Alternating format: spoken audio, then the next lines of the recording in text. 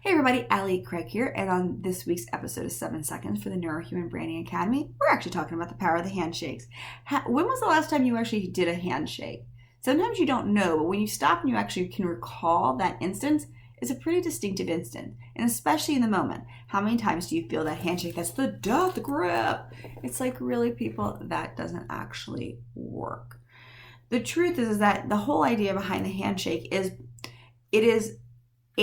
we all hear a firm handshake means that you're confident, which is ironically true. But when we do that death grip thing, we're actually saying how unconfident we are.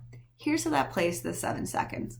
When you stop and you think about somebody, let's say that person who did give you the death grip, what do you think about them now? Do you think, wow, they're confident, or do you kind of slightly chuckle that they gave you the death grip?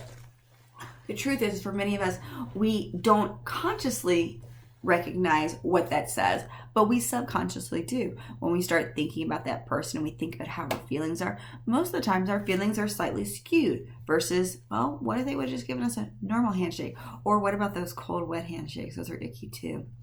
Handshakes are vitally important, so we need to make sure that we do them organically and authentically. So a couple of ways to make sure that you always have a good handshake is, if most of the time you're handshaking at networking events, which is what happens, don't have a cold drink in your right hand, because a cold glass will make that cold, clammy handshake. Also, there's no need for the death grip. Go with confidence and go with strength. We are not doing some kind of like break the hands war game here. And lastly, make sure that whatever you're doing, you're always smiling. The truth is that though we're focusing on the handshake in the moment, we're actually reading in the entire nonverbal communication. So if the face says we're happy and not, oh my God, do they think that I'm for realsies? Then guess what? The handshake and all the rest of the nonverbal cues will work to your 7 seconds advantage. Because here's what we want in the end. In the end, when someone thinks of us or someone thinks of our brand or what we do, we want them to think positively about us. We want them to think that that was a good time, you're an expert, that you're a professional, that you really know what you're talking about, or that maybe you're a resource that they can reach out to. We want them to think that there's a friendly relationship there.